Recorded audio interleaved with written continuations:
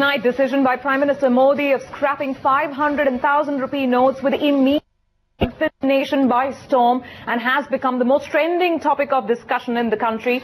How will this impact your life? We have been flooded with questions from you, and in this show, over the course of the next 1 hour, we aim to address all of those concerns that are coming in, and we have some of the country's top bankers and financial sector experts to answer your queries. I'm Surabhi Upadhyay. Well, before we get down to introducing our panel and taking in the questions that are coming in from our viewers, let me quickly talk about our guests who will be joining in. In fact, joining us in just a bit would be Rajneesh Kumar, MD of State Bank of India, Mr. H.P. Ranina, corporate lawyer, as well as Feroz Aziz, Deputy CEO, Anand Rathi Financial Services, joining in. And we'll also have Kunal Bahl of Snapdeal to talk about how the e-commerce giants are looking at this as perhaps a big opportunity, a big move in India's history towards the digital payment channels. Before we get to all of that, let me go across to Lata. Lata, you've been talking to bankers across the spectrum, and you've been also working the numbers in terms of just how much currency moves out of the system. Is there any worry whatsoever, at least for the near term, in terms of liquidity, in terms of how banks will handle this transition? Two things. First, let me just put the macro numbers. It doesn't mean anything to anybody, but it's just good to know all these numbers. The total amount of currency in the system is 17 lakh crore or thereabouts, of which 87% is accounted for by 1,000 rupee notes and 500 rupee notes. Let's come to the 1,000 rupee notes. The total value of 1,000 rupee notes issued out there is 6 lakh crore. A rough estimate from banking sources is that about 60% is stored, is hoarded, not in circulation. So that would mean 4 lakh crore is hoarded. In the 500 rupee notes, the total value that has been issued outstanding is 7.5 lakh crore. Estimates are that 30% is hoarded, so something like 2.5 lakh crore. Total amount of hoarded cash is 6.5 lakh crore. Again, very rough estimates, entirely guesstimates, is that 35% would be, cash kept by you, me, my parents, my grandparents, people who just cannot repeatedly go to the bank, old economy people who just would like to have cash. Farmers could have them. People staying very far away from banks could have them. They would go and exchange their cash. That is seen as about 35%. So 65% of the 6.5 lakh crore is expected to be hoarded by those who have illegal cash, and therefore 4 lakh crore would go out of the system. So now to come to your pertinent question, will it create a crunch? No, it won't, because in any case that was hoarded. If anything, the other 35% will actually be brought now to the banks. So banks, if anything, will be flush with deposits, and they will perhaps go less to the RBI window to borrow. They may be having more deposits than they want, and you will actually see them dropping their deposit rates. All right, Lata, thanks for that analysis. Let's quickly start off with the questions that are coming in. The phone line's already ringing. We have Miss Varalakshmi joining us. Hi, ma'am. How can we help you? Yeah, hi, dear. I'm Dr. Varalakshmi here. I have a couple of questions, if I may ask. One is that, sure, is there going to be, instead of a pay-in slip, another form that the RBI has come out with for us to fill when we want to deposit the cash that we have at home? Let me toss that straight away to the banker on our panel, Mr. Kumar of State Bank of India. Sir, if you could just clarify in terms of this new form. I've seen some copies, some prototypes that are floating around, but what will be this new pay-in slip or a new form, if any? What's the procedure of depositing your currency with the banks?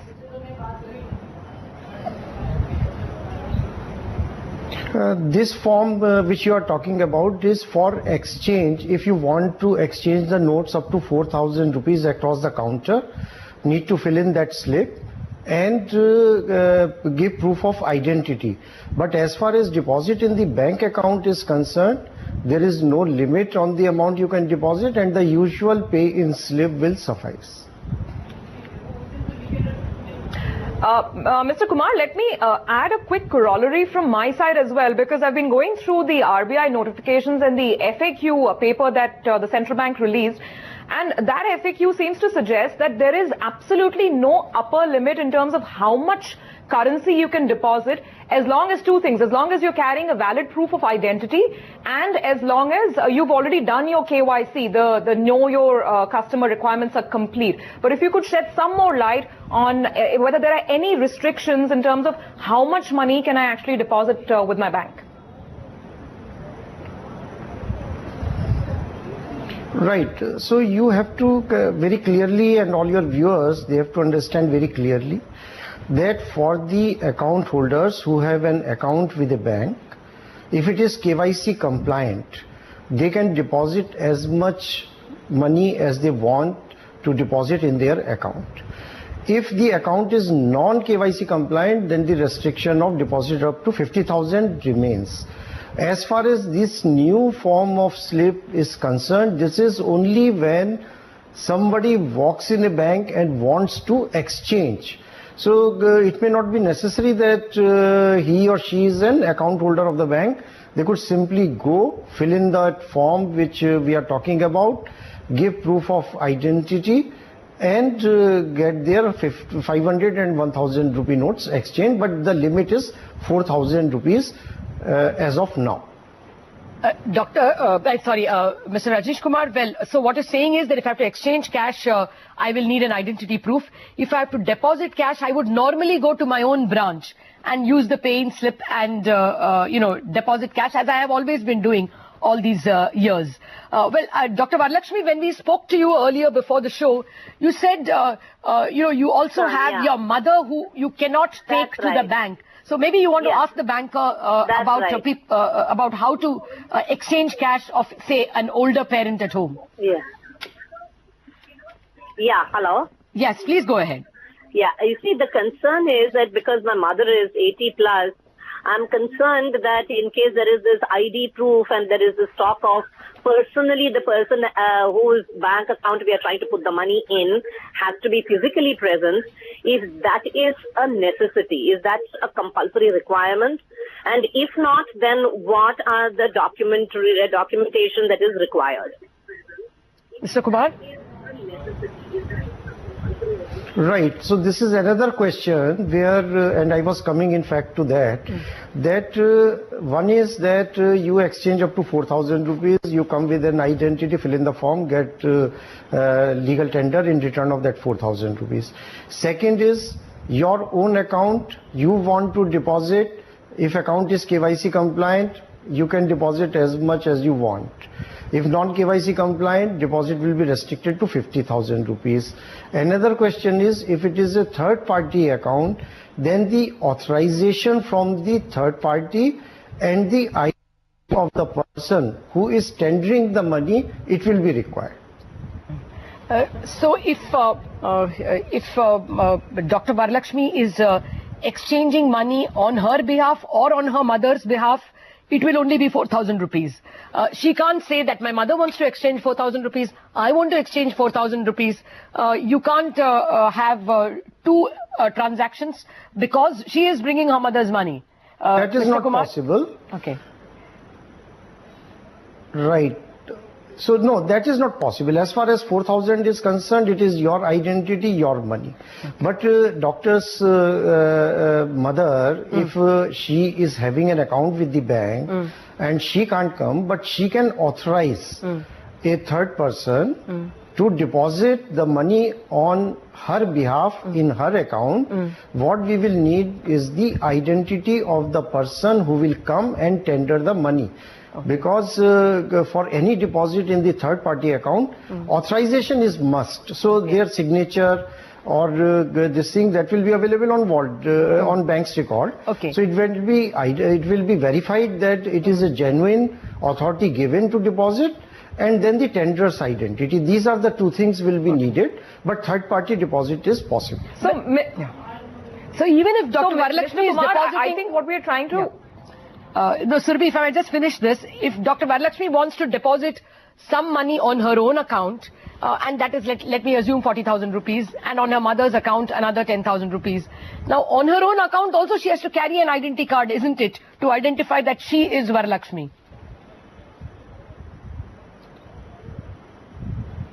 Right. Okay. So that identity of the tenderer is required. All right.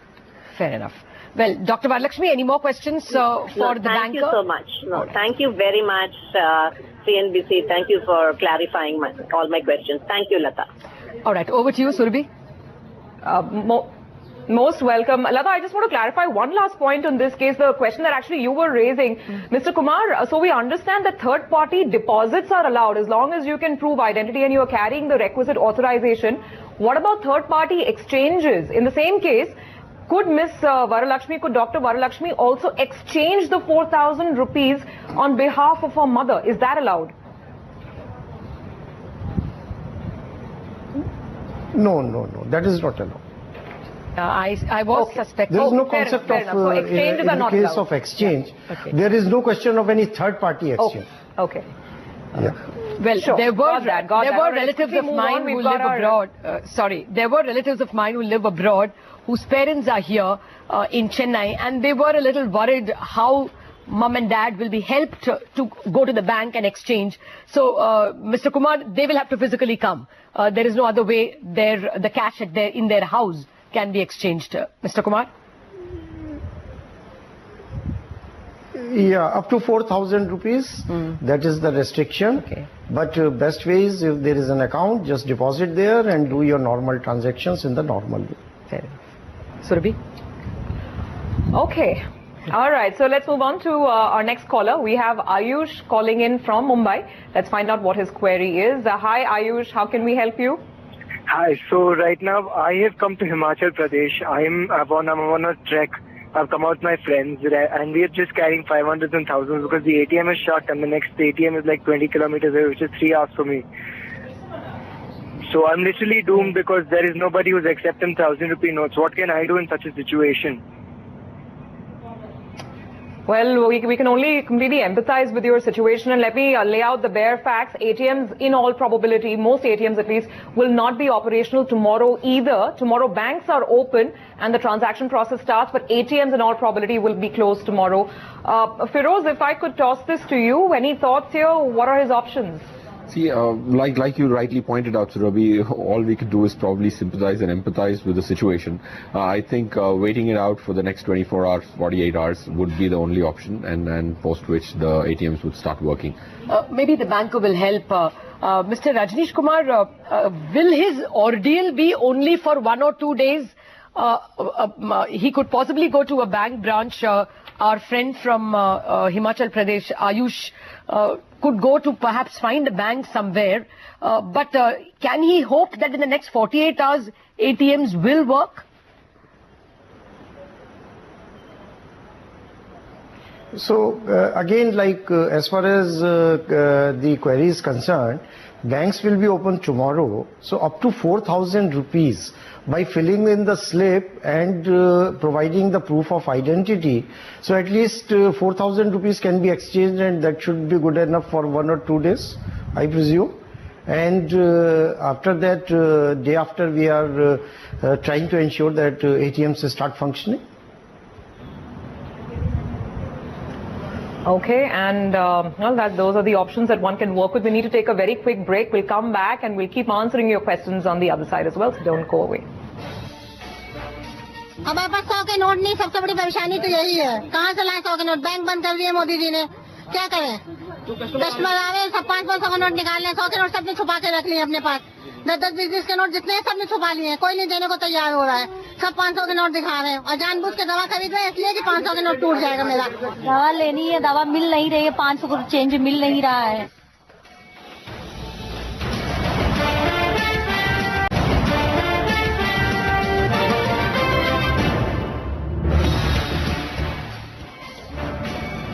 Yeah, we have some difficulties, sir. That's never mind.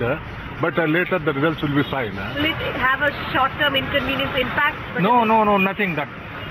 We will bear that. एक ही बार सभी note कच्चा कर रहे हैं तो थोड़ा difficult है, थोड़ा डिफिकल्ट है, मगर सही बात है, मैं कुछ भी किया, इट्स वेरी गुड। अब मैं खर्चा कैसा चलाना, बच्चों का कैसा होना, मेरा कैसा होना, अभी तो कुछ तो टाइम तो एक्सटेंशन देना पड़ेगा ना, बगैर एक्सटेंशन के आप दे दोगे, शॉर्ट टर्म में बंद कर दोगे तो चेंज कहाँ से आएगा मार्केट में, मनी फ्लो कैसा होगा?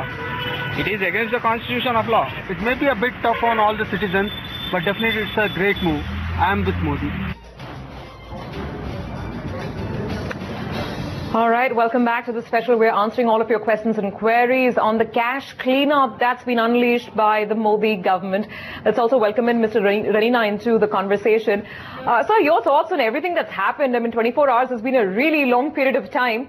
Also, our colleague Ashmit, in fact, yesterday was telling us that there was some murmur, some talk that we might see some PILs come in against this move because, some sections are suggesting that it's anti-consumer.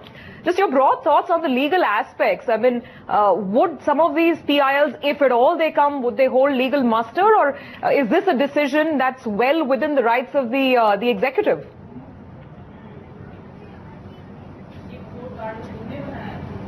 No, obviously it is within the rights of the executive. In fact, the Central Board of Reserve Bank of India had a meeting yesterday at 6 o'clock.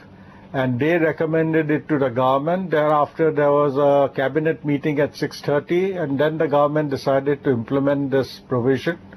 So this is within the purview of the law. It's under the Reserve Bank of India Act, where under rupee 500 and 1,000 rupee notes have ceased to be legal tender with effect from the midnight of 8th of November. So certainly it is legal. Now the issue is about the reasonableness of this provision. Personally, I think that it's a very reasonable provision. It will create hardship in the initial days. But the point is that this country has been flooded with black money, tax evaded black money, illegal black money. And the time has come when somebody has to make a beginning, and it has to be a sudden move. You can't announce it and say it will be implemented after 1 month, after 1 week. It has to be immediate. Now, therefore, there will be the initial problems will always be there. But this is a very important point. As Lata had pointed out, there's so much of black money floating around in the economy. And this is actually disrupting, and certainly it is in the long term, it is in the bad interest of the country. It leads to so many other issues where people, apart from the fact that people have been evading taxes, there's a lot of other issues which need to be tackled. Okay. So the reduction of black money, the reduction of this cash floating around has to be stopped, and this is a step in the right direction. Okay. I just want to point out that there are some numbers running as Mr. Ranina was speaking about the cash in the system. Please, those are estimates.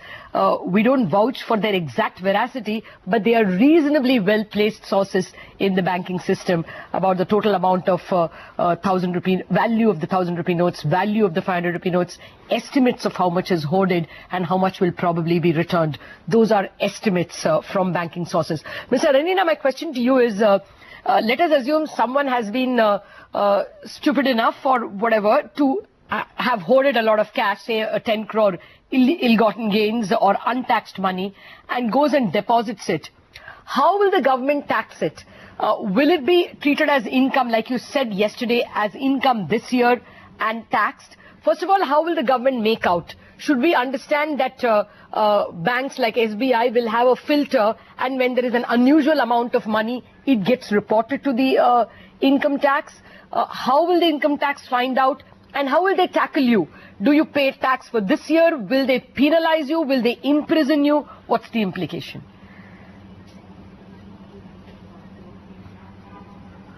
Well, the current requirement of the banking institutions is that if any deposit of over 50,000 rupees is made, that gets automatically reported to the income tax department. Now, currently they have made a provision. In fact, I read in one of the newspapers that for this particular scheme, they've said that over 2 lakh rupees will be looked at by the income tax department. There is a provision in the law which has been there for the last 25 years. And that is section 69A, which says that any money which is deposited found to be in the possession of a person is deemed to be his concealed income of the year in which it is found, if there is no sufficient evidence or if he is not able to explain the source of it. Now, once that is done, then the income tax department will look at all the cases where more than 2 lakh rupees are deposited after 8th of November, and then they'll make an inquiry. If a person is able to show the source of those funds, in that case, the normal tax law will apply. It will be treated as the income of the year. For example, if he says that he earned it in his business, he earned a lot of money at Diwali time because of the sales, and he is therefore deposited this money today. Now that will be treated as a normal business income and taxed at the normal rates. But if he is not able to explain the source of the income or the nature of the income, in that case it will be treated as concealed income under section 69A, and that income is taxed at the flat rate of 30%, irrespective of the amount. In other words, even if it's a small amount of 5 lakh rupees, today if you have to pay tax on 5 lakh rupees, it comes to only 25,000 rupees in the normal cost because of the initial exemption of 2.5 lakhs and the limit of 10% rate. But if it is treated as concealed income under section 69A, then the full amount will be taxed at the rate of 30%, and he will not get a deduction for any expenses against that income. So this provision is very important, and I think the tax department will be concentrating on this. So to answer your question, if somebody has 10 crore rupees, if he's not able to explain the source of those funds, then he will have to pay tax at the rate of 30%, the maximum marginal rate of 3 crore rupees plus the surcharge and the education cess. And that will be treated as the income of the current financial year 16-17. Okay, so no back taxes, no fear of imprisonment. No. Prosecution imprisonment comes in only if there's prosecution. Now, prosecution is only if they can prove that there was concealment. But here he has made a voluntary disclosure. He has shown the money. Okay. There's no concealment. Normally, prosecution takes place when you're concealed and you're raided and then you're caught. That's concealment. Okay. But here he's making a full disclosure. He's depositing the money. Therefore, it's not concealment. Therefore, no prosecution. Fair. Thank you, sir. Well, Mr. Ranina, we know that the government was very much against the usage of the word voluntary when it came to the income disclosure scheme. The taxman that we were in conversation with during those months insisted not to use the word voluntary because there was nothing voluntary about it. As that was the government's stance at that point. But anyway, let's quickly address some more queries that we are getting, and lots of people are posting on Facebook. We have this question coming in from Prashant Aradhya. And he wants to know, it's a general query, whether SBI, State Bank of India, will be a major beneficiary of this system overhaul. There's Abhinav Pandey who's asking whether there's any upper limit, any upper cap for depositing money in banks. Mazhar Ali Lalani wants to know, what will people who don't have any bank accounts do? What are their options? So just a plethora of questions that are coming in. And let's get in one more banker to answer some of these concerns and questions. Ms. Usha Anand Subramaniam, MD and CEO of Punjab National Bank, joins us now. Ma'am, good evening. Thank you so much for taking out the time. You're hearing the nature of queries. So if you could just, give us some of the specifics in terms of the rules at play when one is coming in for deposit as well as exchange of the banned currency notes. Well, the 500 and the 1,000, as we all know, has been, demonetized. As a customer, you can walk into the branch anytime and then deposit whatever money that you have in terms of these notes. There is no ceiling on it. You can keep depositing in your account.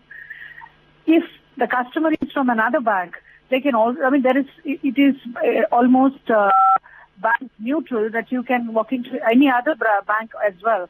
But there is a restriction up to 4,000 rupees of exchange that can happen. For people who, and then you have to produce a proof, because in a customer's account already the KYC is done, so there is no problem in depositing the account. But when it happens to be another bank customer, possibly a proof is taken in a very, very simplified form which needs to be filled in and submitted. Plus, when people don't have an account, as such, after Jandan has come in, I think there is a large coverage has happened, and there will be a very few people left out without an account. And those people who don't have also will have very, very minimal money to get it exchanged. That's what is mine. Okay. Usha, good afternoon. Thanks a lot for joining us. I just wanted to ask you if the banking system generally is better off. Are you expecting a flush of deposits, and therefore the chances that banks like you and Mr. Kumar's, that is SBI, will be able to drop deposit rates? See, first we have to see the reaction tomorrow, what it is. We have not, tomorrow and day after will tell us. It'll be a dipstick test as to what is the surge, what is the crowd that's going to, get into the bank, and what kind of an exchange activity that's going to happen and deposits that are going to happen. So we'll have to wait and watch. But there will be certainly, we are expecting huge crowds. That is why we have already decided to keep all the branches to work up to 7 o'clock tomorrow and day after. And we have also decided to, keep the branches open on the Saturday, Sunday, and Monday wherever it is a holiday. Some places it's a working day. Many places, in some states it's a holiday. So across the country, we want to keep even the 14th open up to 7 o'clock for the convenience of the customers. So tomorrow and day after will give us an idea as to what is it. Maybe these kind of extensions and these kind of, working on holidays is going to, give some comfort to the customer that he need not rush and then get it done. So there is some, time gap available to him to come on a Sunday, to come and do leisurely. There will not be. This is with a view to avoid that kind of a rush and, the crowd which will come with a lot of anxiety. Ma'am, just wanted to know whether you've received any sort of a communication or notification from the Finance Ministry or from the CBDT perhaps in terms of taxation. That's the conversation that we were just having. What we understand from certain sources is that perhaps above a threshold of around 2 lakh rupees, if you're depositing over and above that amount, then questions like the source of funds and whether income was concealed, not concealed, some of those queries will perhaps come into play. But in case you've heard at all and have any clarity to offer depositors at this point in time. I have not heard anything on this. I only read a news item in the paper, that's all. We have not received any, guidance on this or directions on this. Mr. Kumar, so as of now, no clarity on the tax implications.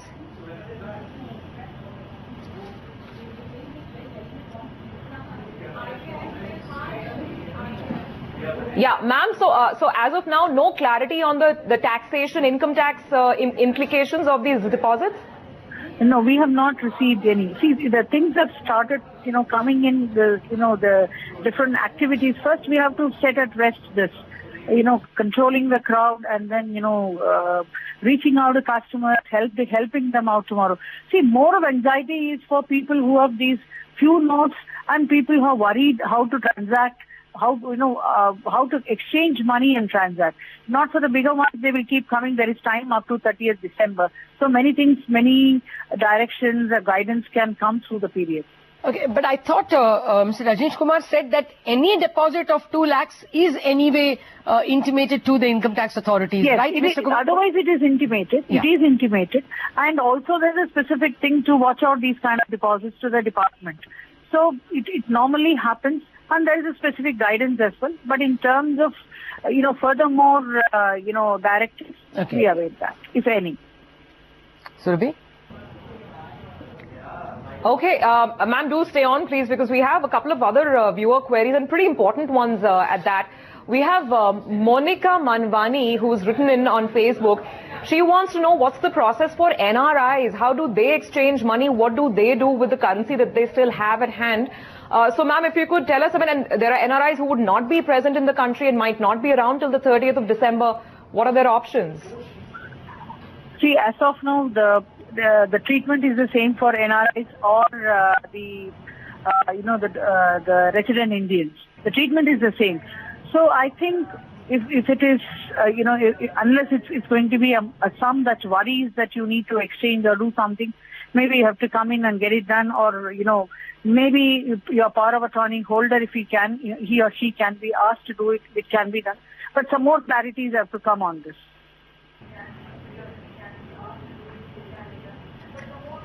Okay, all right. Well, we need to slip into another very quick break, but the bankers and the experts continue to be here, right here on CNBCTV18, answering all of your questions on the cash cleanup that's underway.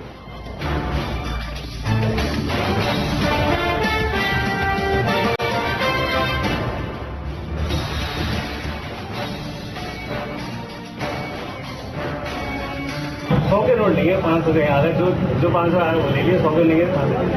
अब दिक्कत क्या, चाय पीना है तो 500 रुपए के note लेकर के क्या करेंगे? हमारे लिए तो बहुत बड़ी दिक्कत है। मैंने सोचा 10 रुपए का प्लेटफॉर्म टिकट लेकर के इसको चेंज कराएंगे। अब काउंटर पे प्रॉब्लम है कि 500 के नोट इनके पास चेंज ही नहीं है, वापस कर देते हैं।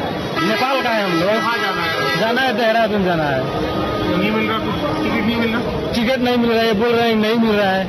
हर आदमी ये चाहता है 500 का नोट लेके आ रहा है। 30 रुपए का टिकट है तो 500 का नोट, 50 रुपए का टिकट है तो 500 का नोट। अच्छा आप ही लोग दोगे, बाहर से पब्लिक देगी तभी हम दे पाएंगे, पब्लिक दे नहीं बिल्कुल भी। Well, some of the ticket vendors there, I mean, they perhaps have legitimate answers saying how do we get the requisite amount of change. Anyway, let's keep answering more questions and queries. Ashish Agarwal has written in. He's saying if there's a farmer who saved money for his daughter's marriage, how will he convert all his currency? Well, all the experts have been telling us, Ashish, that you just need to go and deposit it in a bank. No one's stopping you, and not a single rupee is going to be taken away. Some more questions coming in. Nikunj Sangvi, who's asking, why is there a limit on withdrawal by checks? Okay, we'll take that to the bankers in just a second. Also, Karthi Joel wants to know that if he has 1 lakh rupees in 1,000 rupee note denominations and he doesn't have a bank account, what can he do to convert? Is it possible to open a bank account now in the next several days or not? Mr. Rajneesh Kumar, sir, let me come back to you on these queries. If you could just clarify that bit on withdrawals as well. The RBI notification is quite clear that there is a cap of 20,000 rupees per week. Is that cap applicable to check withdrawals, cash withdrawals, I mean all sorts of withdrawals?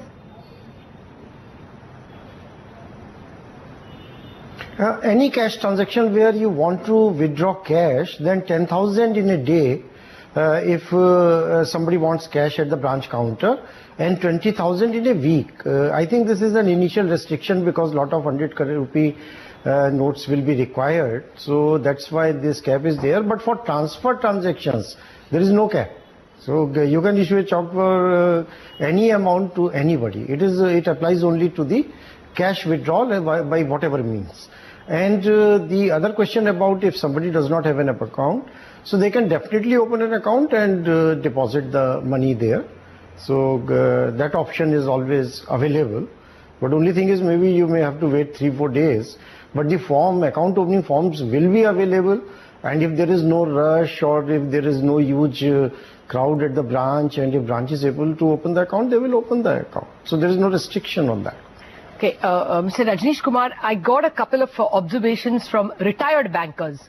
One, they asked how quickly can cash be replenished in all the far-flung branches of either a PNB or in your case SBI, because the rate at which the money will be demanded will be pretty rapid. So are you sure all your Bring Saria vans will reach cash in all the remotest Dibrugars and Dwarkas and Pathankots, you know, with a fair amount of rapidity?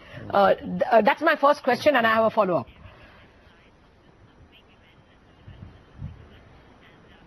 Right. So the names you mentioned, by the way, they are not the remote. There are for State Bank of India many other locations which are 24 hours away from Dibrugarh. So they're like all the branches definitely have some currency available to them, and we will make an assessment. The requirement for cash at these small locations is also not that huge. So that also we have to realize. And there is an ecosystem there. Cash keeps on coming, cash keeps on going out. But wherever the need is, as far as the branches is concerned, so we will be very alert to that situation. But whatever physical time to transfer or travel from one place to another in hilly train, and if cash has to be replenished, that time cannot be avoided. And as far as ATM is concerned, so our vendors and CITs, they have been doing a good job of replenishing the cash, but the situation changes to the extent that now it is all 100 rupees denomination, but the restriction on the amount you can withdraw also has come down to 2,000 rupees instead of 40,000 rupees earlier in case of State Bank of India. Okay. Well, the other point that this retired banker was making is that in several remote areas, a whole hinterland of villagers would come to you to exchange, and probably in panic because, you know, the news would hit them through television. They believe that in these remote areas, the banker suddenly becomes king because he has the 100 rupee notes. So he could say that you give me 10,000 rupees or you give me 4,000 rupees and I will give you 3,900 because he has the ability to dictate terms. The other set of, tricks they expect from far-flung bankers is trading in no-frills accounts. There are not even no-frills in small accounts. There would be people with cash and they would not be able to put it in their own account for fear of being chased by income tax or being asked uncomfortable questions. So the banker says, okay, I can arrange for you these 50 villagers or small accounts through which you can park your money. And he promises to the depositor, I'll give you a small fee if you will allow this man to use your account. Do you expect such malpractices, Mr. Kumar, and any safeguards against them? I think these apprehensions are very unfounded. One is bankers, they are trained to have a perfect integrity, right? There is no scope that one can do some mischief like this or misappropriation or misguide the people and still remain in the job. But it is a large institution, so even now, forget about this situation, if a fraud happens, so that is a different matter and there are mechanisms to deal with it. But these things don't happen on any large scale or in any systematic manner, and if any such complaint comes in, there are ways and means to deal with the errant officials, and we don't take any soft approach in these matters. So I don't agree with this analysis at all. Surabhi? Okay, well, on that note, let me sort of ask on behalf of a lot of the other queries that have been floating around in terms of what to do, real estate, equity investments, etc. Feroz, this one's for you. We've had a fairly volatile day in the market today as well, and all kinds of notes are right now floating around about what happens to FMCG stocks, if there's going to be a medium-term, short-term supply chain disruption, etc., etc. So for people who are clued into all kinds of news and inputs and are wondering whether they should churn their mutual fund portfolios, whether they should move their investments around at all because of two historic events, Mr. Donald Trump and, of course, this cash crackdown on the black economy, what's the advice you have from a portfolio viewpoint?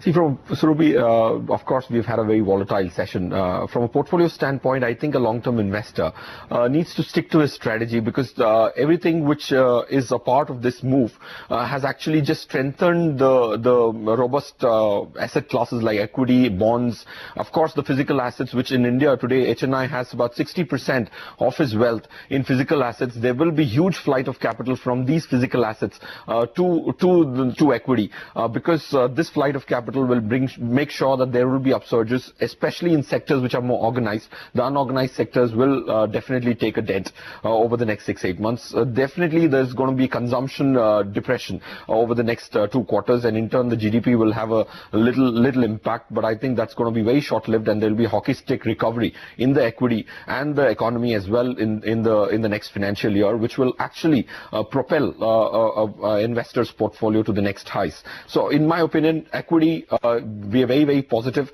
Real estate, of course, there's going to be a large shift, and there's going to be a paradigm shift in how real estate is going to be looked at in the country, and that's going to be nothing similar to what it has been for the last few decades. Bonds especially are a very, very interesting space. Mutual funds where interest rate benefits of it softening will be those ones which will be very, very good to invest in today.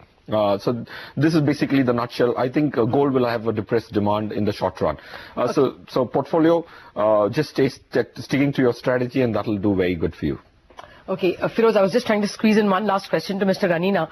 Mr. Ranina, the stock of accumulated ill-gotten gains probably get cleaned out largely, except for a little bit that may leak. Future corruption or future black money generation, will that be impacted in any way?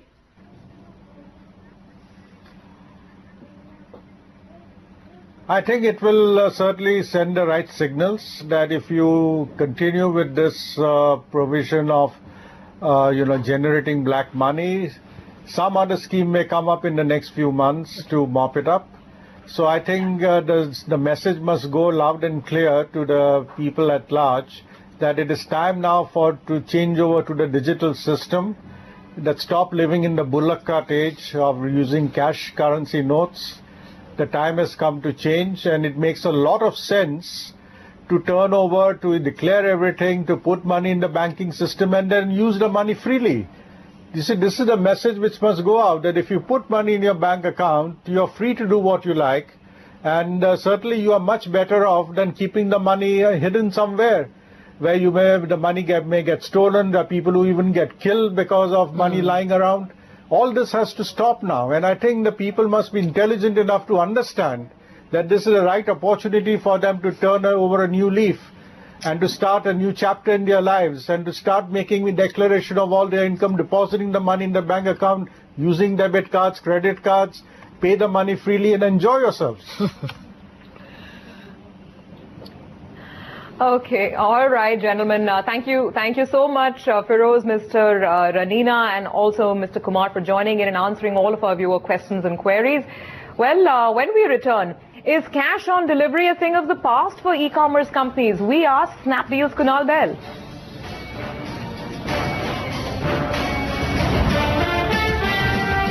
Pressure is not the right word. I think consumers will not suddenly stop buying things.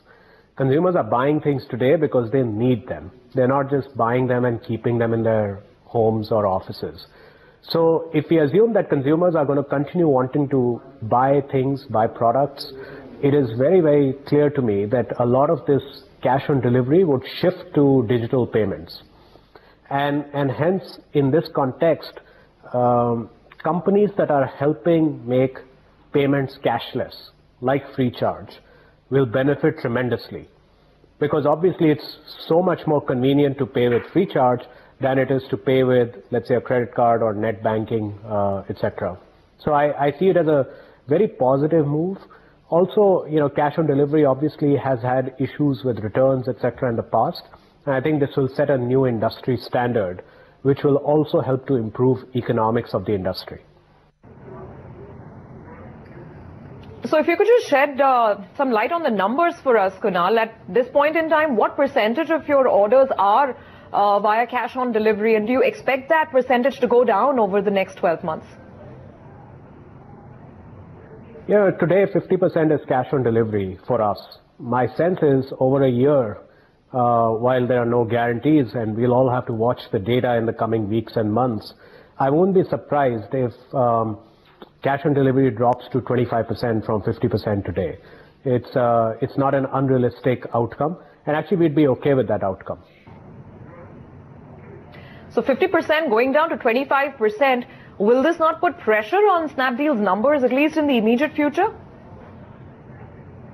At some level, I think this is a very positive move for our industry because of this, economics will improve. Customers will have a better experience because invariably customers who prepay using FreeCharge or credit card or bank accounts have a better experience because they don't have to worry about arranging for cash when the delivery boy comes. So it's better for economics, better for experience, and as a composite of that, we will see companies become healthier and hence more attractive for investors as well. So overall, I'm quite optimistic. I generally have a long-term view on all these things, and I think the long-term view looks even more optimistic for Indian e-commerce now. Fair enough, Kunal, but in the short term, of course, there is a fair amount of chaos out there. Are you taking any immediate measures to reach out to the buyers and sellers on your portal? Obviously, our sellers never handle cash, right? They get a remittance into their bank accounts instantly. So I don't think sellers have as much of a concern.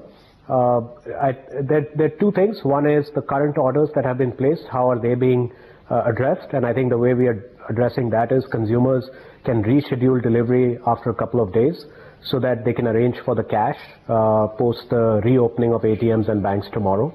So that's one option. Separately, for orders that are being placed today and henceforth, we've put a cap on the size of COD transactions to 2,000 rupees. And I think between the two, we should be able to mitigate most of the concerns. All right, Kunal, we'll wrap it up. Kunal, we'll wrap it up on that note. Thank you so much for joining in and shedding some light on what this means for e-commerce. And with that, we take your leave on this special edition.